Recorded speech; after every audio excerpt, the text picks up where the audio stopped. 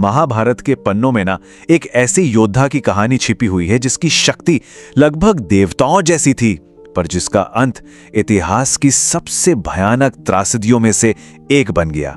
जी हां, हम बात कर रहे हैं अश्वत्थामा की। एक ऐसा नाम जो शक्ति और विनाश दोनों का प्रतीक है।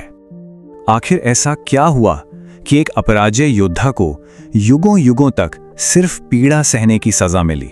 चलिए इसका जवाब जानने के लिए कहानी को बिल्कुल शुरुआत से देखते हैं। अश्वत्थामा की कहानी को समझने के लिए सबसे पहले यह जानना जरूरी है कि उसकी असीम शक्ति का स्रोत क्या था।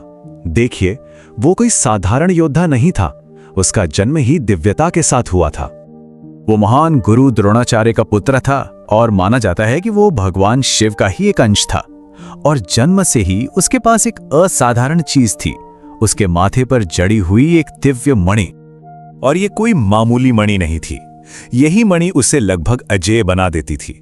इसकी वजह से उसे कोई बीमारी छू नहीं सकती थी, उसे कभी भूख या प्यास नहीं लगती थी, और हां, ये उसे मृत्यु के डर से भी आजाद रखती थी। तो इतनी शक्तियों के साथ वो वाकई में अपराजेय लगता था। लेकिन हर बड़ी कहानी की तरह यहां भी एक लेकिन था। अश्वत्थामा के लिए उसकी सबसे बड़ी कमजोरी थी उसका बेकाबू गुस्सा, जिसने आखिर में उसे अंधा कर दिया। और यहीं से कहानी एक ऐसा मोड़ लेती है जहां सब कुछ बदल जाता है। महाभारत का महायुद्ध तो खत्म हो चुका था, लेकिन अश्वत्थामा के मन की लड़ाई वो तो अब शुरू हुई थी। कौरवों की हार और अपने प्यारे दोस्त दुर्योधन की मौत ने अश्वत्थामा को अंदर से पूरी तरह तोड़ दिया था। वो दुख, अपमान और बदले की आग में जल रहा था, और इसी हालत में उसने एक ऐसा कदम उठाया जिसके बारे में किसी ने सोचा भी नहीं था। उसने युद्ध के सारे नियम ताक पर रख दिए, रात के अंधेरे में पांडवों के शिविर पर हमला किया, और वहां उसने सोते हुए निर्दोष लोगों को मार डाला, जिसमें द्रौपदी के 5 बेटे भी शामिल थे। ये एक सोचा समझा बहुत ही क्रूर नरसंहार था। ये किसी भी तरह से बहादुरी का काम नहीं था, ये एक योद्धा के धर्म के बिल्कुल खिलाफ था। ये एक महापाप था। इस पाप के बाद जब पांडवों ने उसे घेरा तो अश्वत्थामा ने डर और हताशा में एक और भी भयानक कदम उठाया, एक ऐसा कदम जिसने पूरे ब्रह्मांड के अस्तित्व को ही दांव पर लगा दिया। उसने ब्रह्मास्त्र का इस्तेमाल किया, वो अस्त्र जो सब कुछ खत्म कर सकता था। जवाब में अर्जुन को भी अपना ब्रह्मास्त्र चलाना पड़ा। सोचिए, ये टक्कर इतनी विनाशकारी हो सकती थी कि खुद भगवान कृष्ण को बीच में आना पड़ा ताकि ये सृष्टि बच सके। अश्वत्थामा के इन कामों ने भगवान कृष्ण के क्रोध को जगा दिया, और जो सजा उसे मिली वो उसके गुनाहों की तरह ही भयानक और अनोखी थी। भगवान कृष्ण ने उसे एक नहीं बल्कि 3 श्राप दिए, और हर एक श्राप पिछले वाले से ज्यादा पीड़ा देने वाला था, जिसे ठीक उसके अपराध के हिसाब से ही बनाया गया था।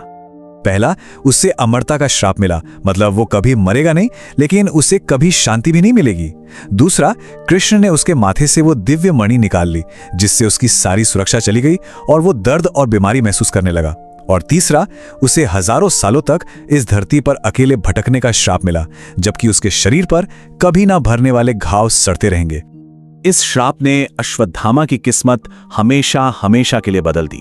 वो अब एक योद्धा नहीं रहा, बल्कि एक जीता जागता भटकता हुआ दुख बन गया। उसे लगातार शारीरिक और मानसिक पीड़ा होती है, उसका शरीर सड़ता रहता है, जिससे भयानक दुर्गंध आती है, और कोई भी उसके पास नहीं फटकता। वो हमेशा के लिए अकेला और समाज से बाहर कर दिया गया है। और इस तरह एक शक्तिशाली योद्धा की पूरी विरासत ही बदल गई। वो जो कभी शक्ति और कौशल का प्रतीक था, अब अहंकार और क्रोध के विनाशकारी नतीजों का एक जीता जागता उदाहरण बन गया है।